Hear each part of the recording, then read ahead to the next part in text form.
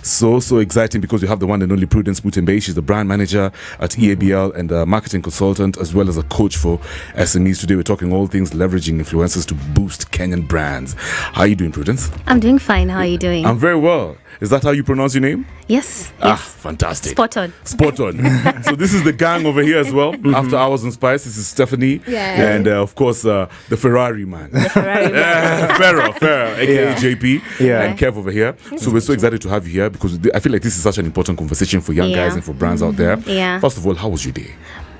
Well, it is a Monday, so it's been quite a long day, but we are glad we've made it through the traffic, through the meetings, through the whole day, and we're here. Yeah, right. So we're excited for this session. Weekend was also amazing. Weekend was also really, really amazing. Good stuff, yeah. Easy. So there's a lot that's been going down in the world of business and, of course, Kenyan Wall Street. Kwanzaa after COVID. Most companies are trying to realign, trying to keep up with the trends these days, especially when it comes to marketing and that kind of thing. Talk to us about what you do at EABL and, of course, as an individual. I'm sure you do other things on the side and what inspires you to do what you do before you talk about brands and, leveraging on influencers. So professionally, I'm a brand manager. I work at East African Breweries. If you do enjoy any of our brands, specifically White Caprice, Potaska Draft, yay! Reaching out to you from this side of the world. So I'm a brand manager for those two brands. On this side, I do coaching and content creation around how to help businesses leverage on marketing to grow their businesses. I think the whole inspiration around this was from the fact that having worked in a big organization and also an agency, you get to see quite a big discrepancy on the assets that big organizations have and the knowledge that big organizations have on how marketing can help their businesses grow. But small businesses don't have access to that information. They don't have access to even know how do I go around marketing. And most of the time, small businesses don't even prioritize marketing. I know, I don't know why. At all. But the key thing I like asking people when they ask me, is marketing important, is can you buy a product you don't know about? If you've never heard about a product. Unless I trust my gut instinct. I'm like, this thing looks dope. But for you to even see it means... Because marketing is not just online advertising. Or even when you go to whatever you shop, your supermarket, and you see something placed, there is some sort of marketing that's gone into that to make sure it's placed where it's placed, next to who it's placed next to. So awareness is a really big piece, and the way you build awareness is through marketing. And then you have to inspire people to even want to try that product so they can come back. So if you want to increase how much you make from your business, marketing should be at the top of the priority, because that's what gets your product now from your business. All these other things you do, supply, accounting, or to the consumer's faces for them to even choose you. That's amazing. But what inspired you to get into this space? So I was inspired mainly because I feel like small businesses don't have access to knowledge on how to do marketing. Big businesses do have a lot of good resources in terms of staff, people who have, the expertise on how to do marketing, but small businesses don't have that. So I was just trying to close that loop. Having worked both for a small agency as well as a big company, how do you, disseminate this knowledge to smaller organizations and businesses on how to do it? That's what's up, man. That's a very good job you're doing, man. And like I said earlier, how after COVID, man, things just changed. People are struggling to do things different, trying to make sense of their businesses. They're like, now where are we going? Clearly, you can tell there's a transition. The world economy, no one knows what the future's looking like. And then we have influencer marketing. You know what I mean? And suddenly it's become very popular. Especially even you guys at EABL, for example. I see you guys working with influencers. Why is it so popular? I think if I was to go back, I think back in the day, and even now, word of mouth is like a really big thing. Like when I buy something, I come and I tell you, hey, I bought this thing and it was good for me. So you think about it now with the whole COVID happening and the shift into technology and all these things, word of mouth is stopping to just be direct me and you as a friend. So now it's like, if I was to put it simply, influencer marketing is like electronic word of mouth. So you're able to get someone to endorse your product and reach a way broader audience and make more people know about your product, how it's worked for this person, and just endorse it so that the other people can buy it more frequently. So I think it's really big because one, yes, the technology aspect. I think in Kenya only we have over 40% of the population on digital, on social media platforms and everything. So if you're not really on social media, you're missing out on a really big chunk of people who can buy your products and services, right? And if you're able to get someone who the kind of audience you're trying to target already follow to endorse your brand, then you're sure you're reaching the right consumer that you're targeting. Because if I am trying to target a Gen Z, and probably I'm not, who's better to reach out to them and endorse that product? Is it me going on my social media and saying, hey, I sell 1, 2, 3, 4, 5? Or is it finding a Gen Z who can speak about that product? Find one of their own, somebody they can relate with. Totally, yeah. So what are some of the qualifications you look at when you're looking at social media influencers to market for you? So one, I think you have to start by figuring out, why do you need an influencer? So one of it is just basically, what do I want to do with my brand? Because different things require different kind of an influencer. So if it's a new brand and all I'm looking for is awareness, I'm going to look for someone who's going to give me a lot of reach. So it might be a macro influencer. A macro influencer is someone with a very high following. For example, if you have the budget, someone with over 100K to almost a mil followers. Wow. Is that the minimum? No, that's not. Like, Like if I have 250 followers, so I don't make sense to you. No. So there are like 4 categories of influencers. So we have the mega influencers. Most of the time, people will say above 1 million followers. We have the macro, who are like 100,000 to around 999 before a million, and then you have the micro, who are the most, between 10,000 and around 100K, and then now the nano, who are the smaller influencers. Actually, nano, the smaller influencers, nano, micro, tend to have more engagement than the macro. That's what I thought. Depth versus width. Talk about that. So more normally, when you're trying to advertise a product, you want to make sure that the people you're trying to target actually engage with that product. And most of the time, if I reach out to, like, let's say you, and I want to market my product, and I know you already have the audience online, I'm going to look at what is your engagement rate, because engagement rates shows that there's credibility to your audience. And what is engagement?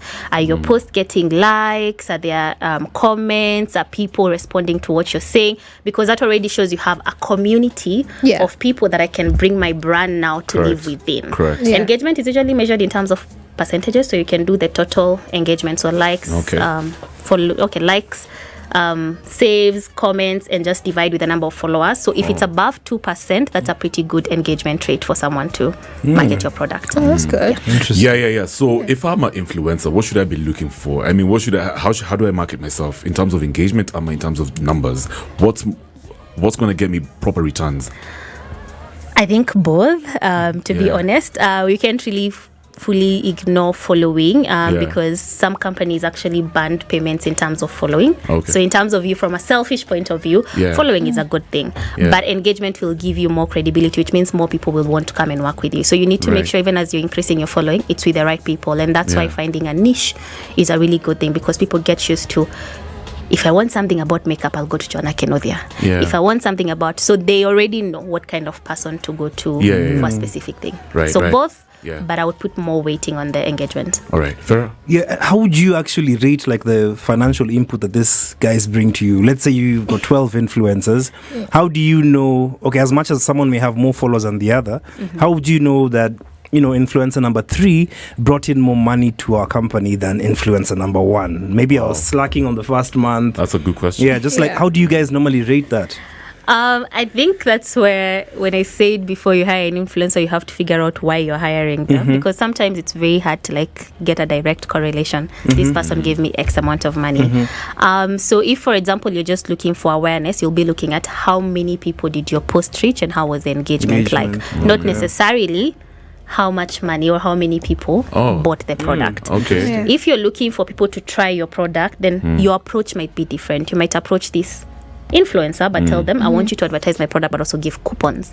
So you're able to track how much conversion is coming out from them as well. If it's more for conversion, like you want people to consistently keep buying you might consider having like a long-term partnership. So I think we've seen things like Vivo partnering with influencers to create a line. The whole idea there is this influencer will keep on advertising that line, which means there will be consistent sales. So I think you have to start with, what is my goal? And I think most businesses tend to assume that every single marketing budget is directly correlated with a sale. Most of the time, it's just to increase that number of people who are aware about your product, because the more the people who are aware about your product, then some will come and try the product and more will come and keep on buying. So start with why. That's interesting. And before you jump in, Stephanie, what about how important is it for an influencer to build a relationship with a brand? With brands, and how do they go about that? Because I'm sure there's somebody out there that's like, yo, man, I have a good look, I'm building numbers, I have good content, I just don't have relationships. I don't know people.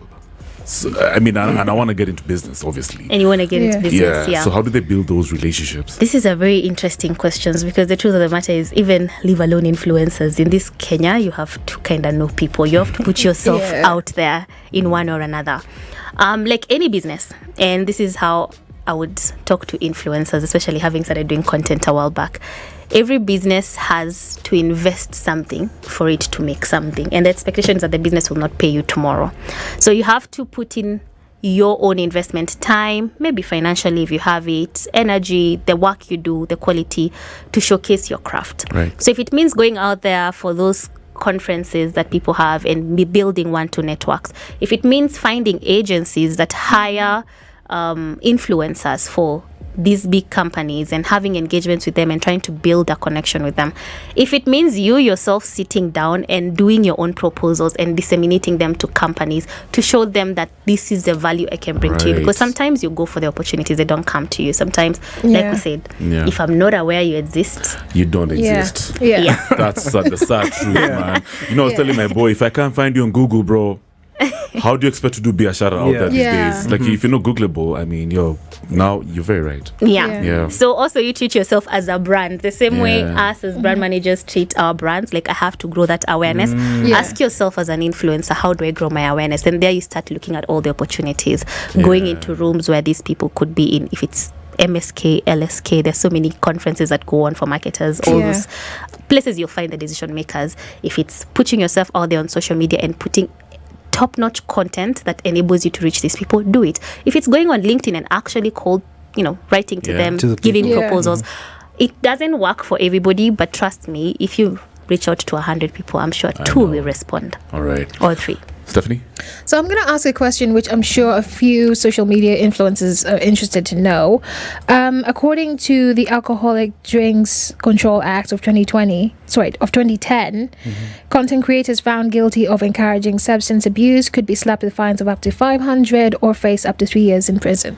So how would now an influencer trying to get into that world of selling alcohol, how would they get in, or how would brands be able to market themselves knowing that they can't use influencers now? I think the alcohol space and basically anything on that line is a bit of a very, it's a society issue as well. So I think also how you market needs to be you need to stick in the right lanes. So for example, it would not make sense for you knowing very well that driving and drinking is punishable by law, and then you're doing content driving, drinking. So I think also it's not like that act is supposed to make you fully not do content around alcohol. It's also just regulating yourselves and regulating the markets, that you're not trying to kill the society or the morality of the society by the content you're doing. So obviously alcohol is a part of the society. We use it to celebrate, to have fun with our friends, to socialize and all those things, even celebrate the small wins you do have in your life, right? But you have to be very wary on what exactly is responsible drinking and what is not. And if I was to use EABL as an example, you can go to drinkiq.com and you'll learn about what is responsible drinking. How do you do responsible drinking? Things about drunk driving is a no-go. You can't do content drunk driving. You can't do content with your bottler and chugging, right? Just put a thought, do. Because in the end of the day, you're an influencer. You have so many people following you, right? Responsibility. You have young people. You have, people who are over 18 but still pretty young in age. You have people who are above age, yes, but you don't want to be influencing them with the wrong thing. So use your voice in the right way. So it's more of regulate yourself. And what's one advice that you would give new social media influencers coming into the market for them not to be discouraged? I think the advice I'd give is, and I know sometimes it sounds very cliche, but if you put in the work, it will reap fruit at some point. It may not be today or tomorrow. Work, everything, just like any business. And I think sometimes influencers, because it's a very interesting game. It's social media. You'll always people see people who've succeeded, and you think it's an overnight success. And when you go on social media, but in the end of the day, it's a business just like any other. And businesses take long to break even sometimes. So give yourself the grace. have a strategy, because like any business, you need to have a strategy. This is what I'll do now, this is what I'll do in 2 months, in 3 months, this is how I'll improve, this is how I'll get clients. A strategy that keeps you true to your true north. Correct. Because if you're everywhere, you'll expect money tomorrow after posting your first video today, which realistically will shut you down, because you'll be like, I don't have the money today and I expected it today. So when it comes to working with influencers as a brand manager, what's the latest trend that has excited you and you're like, wow, this one, I should probably teach guys this one, because this one is going to get you crazy returns, for example. So what's new right now in the game? Well, other than that dance. Other than that dance that we're all dancing right now, I think collaborations. Okay. I think sometimes, and as brand managers, sometimes we fall in the trap of trying to micromanage our influencers sometimes, or you find you have like 5 influencers or 2 influencers, but they all work in isolation. The power of collaboration is very big. Bring those 2 influencers together, let them make bomb content for you. Nice. Let them push that content together, because now it stops being about a post and grab, and they have to think through their process, and you give them the freedom, because in the end of the day, I went to you because you already have the following. I went to you because your people already listen to you. So I can't micromanage how your content looks like, right? I can check after you've made it to be like, is it aligning with my brand? But avoid micromanaging them.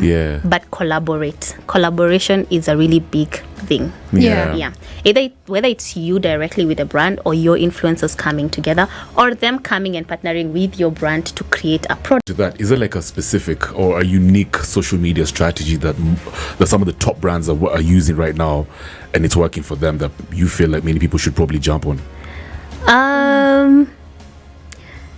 Okay, so in terms of social media content, I think most of our big brands, we're really much into content creation these days, and truly, to be said, it's mainly through influencers. So I wouldn't say like there is just that one trend. I would say it's more of like just keeping an eye on what's happening in the industry. Sometimes you realize that TikTok is a really big, if you're not on TikTok, what are you doing? Maybe for us as alcoholic brands, TikTok has very many underage people, so we may not be there, but TikTok is really big. So is it a trend you need to hop on? If you're not there, what are you doing? So I think the issue about social media is that trends, they come and go.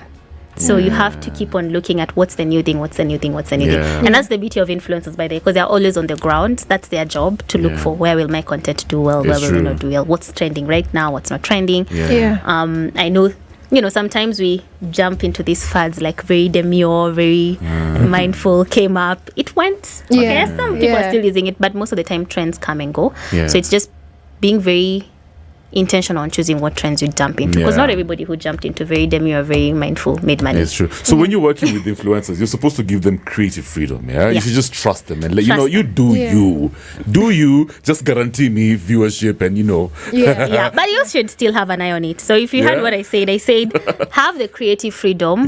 I'm not going to come and micromanage your scripts and everything, but you can have a look at the content. So before they post it, is it aligning with my brand? Just to make sure also they're not misrepresenting the goal of your campaign and everything. But allow them. Sometimes as brand managers, we even want, let me see the script. Let me see this. Let me see this. Even before the post goes up, the influencers. You feel like a brand manager has to be a creative to an extent. Is there pressure for you personally to be a creative as well? There is pressure to have a creative eye. You may not be the creative who comes up with the idea, but when you see something, you need to know, does it work for me? Does it not work for my brand? Okay, JP? I've been seeing a lot. I don't know. EABL has been working with these major brands. Let's say Johnny Walker, Mattel. What are you guys really doing with these struggling Kenyan brands? These guys who are upcoming. I even saw someone trying to package Moratina. I saw that, bro. But he became successful in the UK. Oh, he did. Elsewhere. So what are you guys doing to help this upcoming routing? Because I'm just seeing Johnny Walker, Mattel. It's the same old guys. The new ones are kind of struggling. Struggling. So what are you guys doing? Just like maybe let's say KO. What's so different? Manyata. I don't think I can speak directly for any company, the KOs, the Mattels, the EABL at this point, because I'm coming here at my own capacity. Obviously. Right. But I think basically it's the investment you put behind marketing and the brains and the strategy that you have for your brand. Because if you look at most of these brands, they have a strategy. There's something that they consistently do.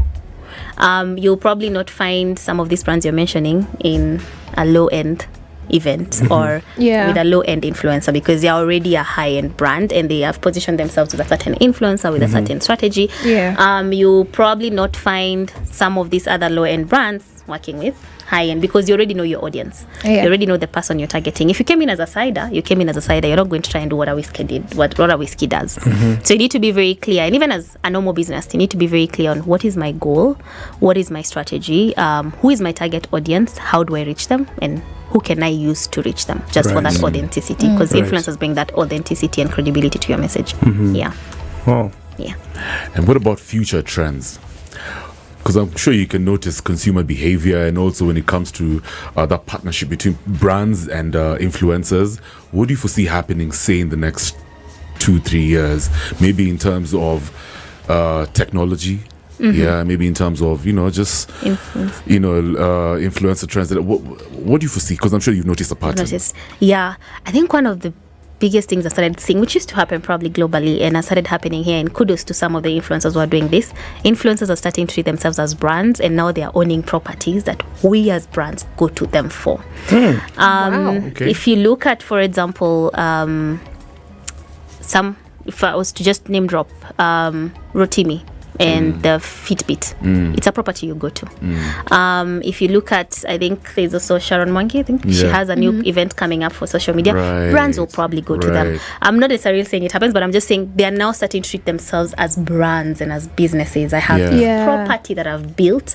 This is the community I have online. I'm able to extract this community for you and bring it to a certain space. You come with your brand and leverage on this community. So influencer marketing is now going beyond living on the phone to actually building experiences. And this time around, it's coming on both ways. It might come from the brand, hey, come help, but now it might even come from the influencers, which I think is a really, really good thing, because that means the industry is opening up. There are more opportunities. It's also showing the opportunities for people to create jobs for themselves. And it's a really grand space. I mean, we're estimating of our globally around 24 billion industry by end of the year. So it's a really big industry. And it's going to be really big. I think if this thing continues, experiences are going to really change, because now you can be able to create smaller niche and reach the right consumer at the right time.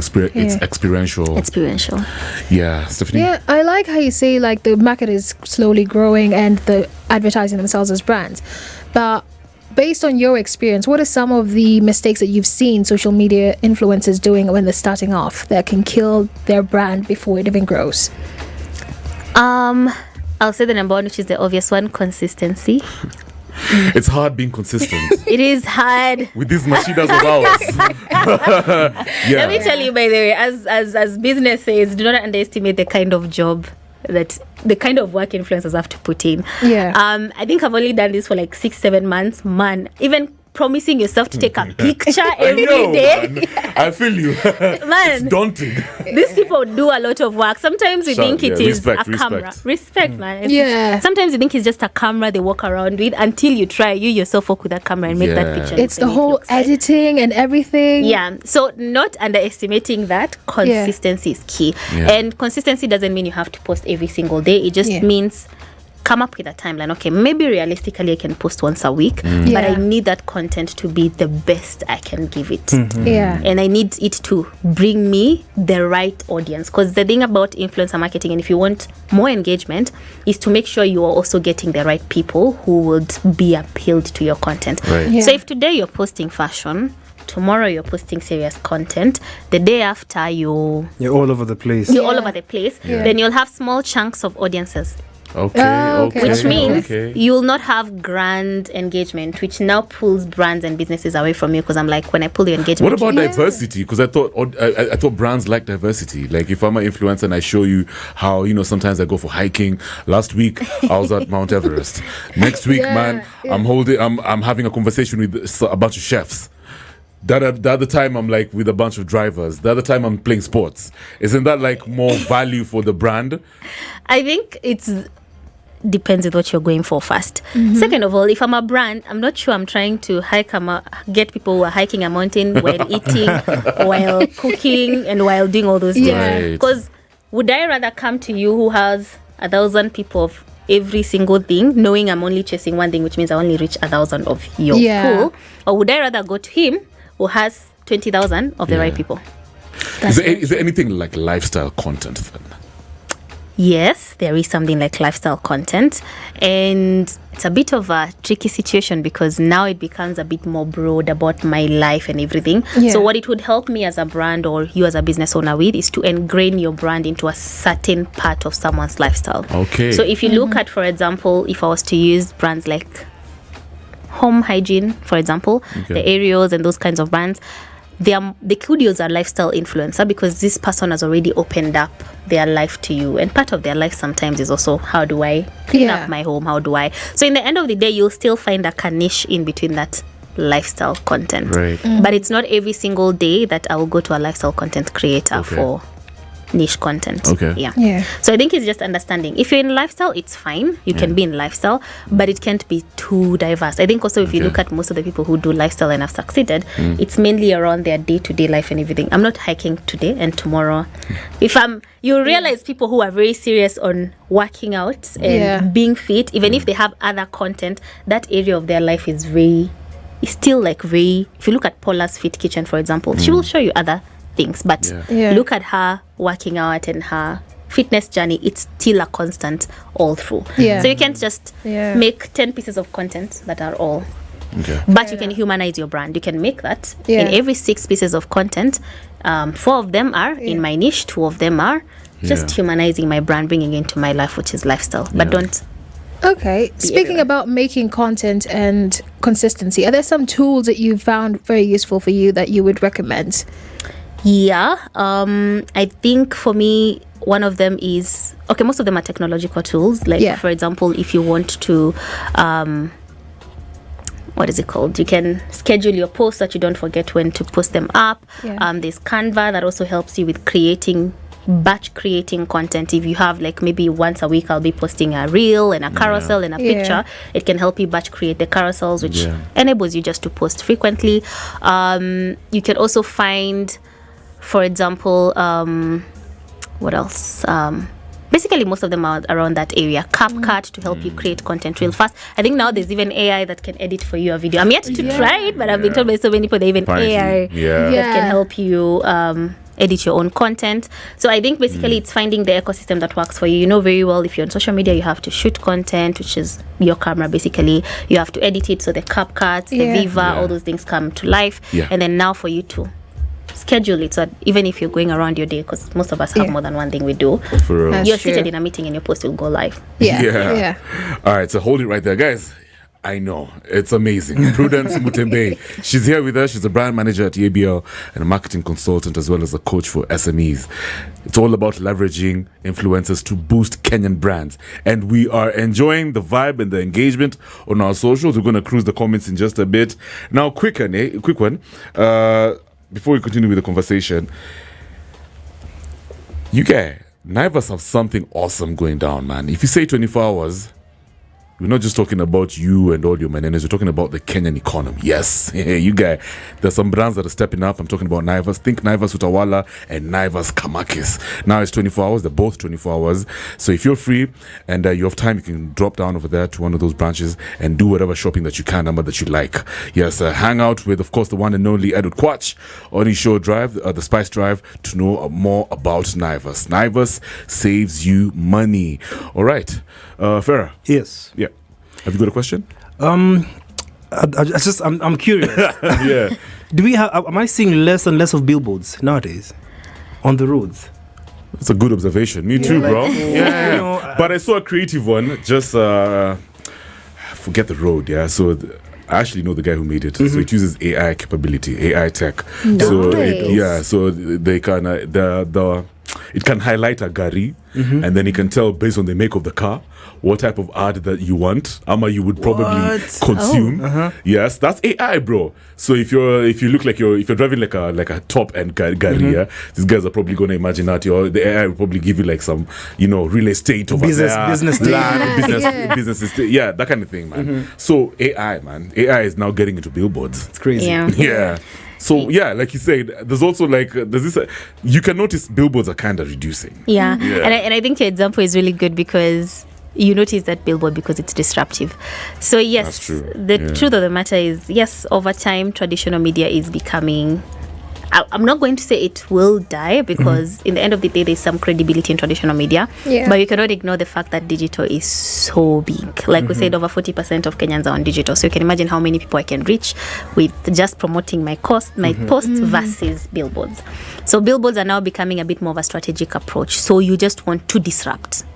It will not, and the thing about billboards is that they're static. Whatever you want to say is what you will say then. Even when it's a digital post, a digital billboard, I'll drive by and I'll probably not see everything, right? So most of the time you can only say so much, you can only do so much with a billboard. So most of the time billboards are now going to be used to disrupt, to create that. I think like we also Biofoods came with their black thing left, and then there was the one for the sponge. And most of the time, even see those ones that disrupt end up disrupting more on digital than on the billboard itself. So billboards are becoming more tactical. It's for disruption. To be honest, the ROI of that 150K or so you would put on that billboard every month will give you so much reach on digital. So most of the time people do that math and you realize, should I put that money on billboards, or should I put that money on an influencer and my digital post to reach more people and more of the right people? Because you can't control who passes by that billboard there, right? You can't really control. It might be someone who doesn't want to buy real estate. It might be someone who doesn't want to buy a car. What about traditional media, for example, those kind of platforms like radio right now, TV, what do you see? What do you foresee? Everybody is on social, they're on Instagram. Radio is still really big when it comes to media and advertising. Nationally, radio is still a really big platform because it has a lot of reach, many languages you can customize, so still big. And what you'll realize with traditional media is it might not probably die today, and probably it might not die, is because there's a lot of credibility associated with hearing news from KTN. Yo, these days when I watch podcasts, I'm like, yo, what's your sauce, bro? Well, I know. Yeah, man, like, tonight I should eat what? Everybody has their own I tell you, opinion. mix, and it's going to help with my pressure. What's your sauce? Ati, trust me, bro. That's not your sauce. Which doctor told you this? Yeah, man. So you're right. Credibility is still on traditional media. Credibility is still on traditional media. I think what will happen is that, and is happening right now, you're on live social media and everything, is that traditional media will find a way to live on digital just for longevity to happen. So I don't think traditional media is going to die if you adapt. So it's upon, if you adopt. It's upon the organizations to also adapt and to also research on the new generation. For example, the new generation might not be the generation to sit down and read a newspaper. Correct. That is very true. Whether or not it's on digital. But I heard the headline readers. They read what's happening on the front page, but that's it. That's it. Yeah. And we probably won't even go to read the whole story and everything. Most of the time, these things live on social media. So finding a way to understand the new generation that's coming in, and how do you live in their world, because in the end of the day they are your consumers. Correct. So billboards, yes, traditional media probably declining in terms of value to businesses, but if you can adapt, you'll still get people coming to you. Like that AI, for example, businesses will go to it because it's disruptive, and there's some sort of guarantee that I will reach the right person, because maybe, and hopefully I'm not a kid who borrowed my dad's big car, so now I see real estate. Hopefully if I'm driving a big car, I'll see real estate, which means it's relevant to me. But the issue is mainly... Let me ask you something, Prudence.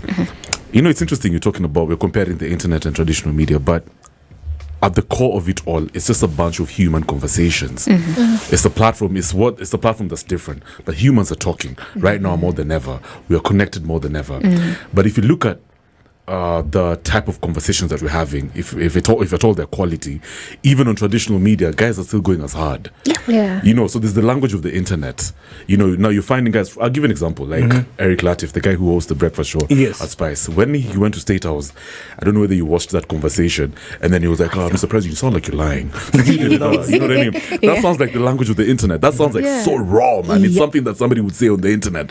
But also now we're having on traditional media, we're having guys who are asking serious questions, guys who are stating facts fearlessly, non-violently, of course. So what about content in terms of for example, a content creator like an influencer, his creation, okay, now you have like an amazing strategy, but he has to say something legit as well. Yeah. Especially if it's like a podcast or whatever. Like this guy's content has to be superb. Yeah. Right. So there has to be emphasis on the quality of content. Right. So if I'm going to listen to you for like a full hour as you're pushing a certain brand, you have to say dope stuff. Like you need to be credible. I need to retweet your stuff. You know, I need to share your content. So I guess also for influencers, they're under pressure to be knowledgeable, you know what I mean, to do their research, like you said, to come off as credible, to get out there, you know, bring in experiential, Yeah, so it's like you said, it's not just about an awesome strategy. Yeah. But also you need to have something important to say. Yeah, you need something to have relatable, something that's going to trend, I guess. Yeah. And basically it comes back to humanizing. Because like you said, with digital now, people can have conversations. You're not talking at me. Like we are having a conversation. So it needs to feel very natural. It needs to be. And that's why I was also saying, give your influencers freedom because they already have a way they speak to their audience. So you can't come and tell someone who speaks to their audience in Sheng and they listen and they engage with him to now be like, no, my brand doesn't speak Sheng, then you're using the wrong influencer. Yeah. So the point is, with digital, we feel like we are speaking to each other, you know, like I can reply to what you're saying. And also that's why maybe like I know he trended a lot because I also saw the whole trending. Yeah, so humanizing is a key important thing, and storytelling, just making sure you're able to glue the people to keep trying to listen. What are you trying to say more and more and more? And sometimes, sorry to business owners, but it doesn't mean plastering your brand through the whole show. Sometimes the credibility is for it to look natural, like it's ingrained into that person's life or show or post, and not plastered everywhere, because now it looks like you just forced a brand into this whole and that's conversation. Annoying. It's disgusting to look the at. same way the 5 minutes keep ad, you're forcing it on me, man. Correct. Easy. So Steph, have you got any more questions? Actually, mine is outside of the business world. I just want to know, on your personal level, like what do you like to do when you come home from a stressful day in order to relax? Because I know mental health is a big thing, especially people in the corporate world. First put a laptop away. Sometimes it's more about music. I do have a really good plug for music because I'm really bad at music, so I have my plug for music. You listen to your own music, you cook, and sorry to say, but I always find time for my Netflix and chill. I know sometimes I get too busy to find time to watch a good movie, but trust me, I'll be the person who will even repeat a show just because it made me so happy. And also just being close to your people and your family. What about educating yourself? How do you stay on top of your game? So most of the time it's books, just reading books. I'm not really like, I wouldn't stand here and say like I read books page to page. Sometimes it's audiobooks. I'm also doing my master's, so sometimes it's very interesting because I'm doing my master's in communications, and this is where all these things of traditional. The reason I know traditional media might not go away anytime soon, although it's fading off. Just also sitting in rooms with like, you know, other like men people in that class and hearing what they think is a really interesting thing. I think for me, education is go out there and expose yourself. Find something that you believed in and have someone else deconvince you, if that's even a word, and made you because I think learning, sometimes we think that once you learn something it has to be that way for the rest of your life, but you have to unlearn and relearn, and sometimes it's not in the book or on social media. It is by sitting here with you and I tell you, I had this experience when this like this made like, no, it didn't work this way for me. Bit of a challenge. Easy. So I guess that's it, man. Guys, I don't want to go too hard. Thank you so much, Prudence Mutembei, for coming through once again. Amazing. She's a brand manager at EABL, marketing consultant, and a coach for SMEs. And you know, a coach, I like it that you're giving back. You know, so have you got like students? How can guys reach out to you in case they want to learn from you? So I do work right now with Lex Autonomy with their classes. What? That's amazing. Yeah, so I do the marketing cohort, which is basically one of the ways I coach. I have people who reach out directly through my Instagram. I have an email as well on Instagram. You can reach out if you want support doing a strategy, if you want support building your brand. My email is just simple, prudencemutembei@gmail.com. Very easy. Just my names and then @gmail.com. Okay. Yeah, so I'm open. I'm really open. I think for me, it's more of a passion project. My parents are both teachers, so sometimes I say maybe it was passed by blood. Yeah, good stuff. Yeah. But I really do enjoy meeting new people and learning about them. And like I say, sometimes you go out there and you realize this business works. Okay, like it's also learning and relearning. It's part of educating yourself. Yeah. Thank you so much for coming through, Prudence. Thank you too. Thank you for having me. All right, so guys, in the next hour, we're still cruising the internet, man. There's a lot of stories that have been making headlines, and also what the facts, man. I have some facts. Some Kenyan ones that you shouldn't. Spice.